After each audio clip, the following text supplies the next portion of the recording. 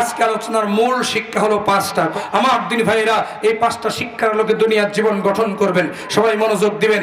এক নম্বর শিক্ষা, সূরা মুদ্দাসসিরের শানে নুজুল অনুযায়ী বাংলাদেশের বর্তমান পরিস্থিতিতে আর আপনার আমার ঘরে বসে থাকার সময় নেই। শহীদের রক্তে ভেজা এই জমিনে আপনাকে আমাকে এই সোনার বাংলাদেশটাকে খোদা দারিদ্র মুক্ত একটি ইসলামী কল্যাণ রাষ্ট্রে পরিণত করার জন্য ঐক্যবদ্ধ প্রচেষ্টার মাধ্যমে সর্বান্তক প্রচেষ্টা করতে হবে। এক নম্বর শিক্ষা। দুই নম্বর শিক্ষা হলো 5 ওয়াক্ত নামাজ আদায় করতে হবে, নামাজ কায়েমের আন্দোলন করতে হবে। তিন নম্বর শিক্ষা হলো আমার দিনী ভাইয়েরা, আমার অসহায় দুস্থ দারিদ্র মানবতার পাশে সাধ্যমতো চেষ্টা করতে হবে।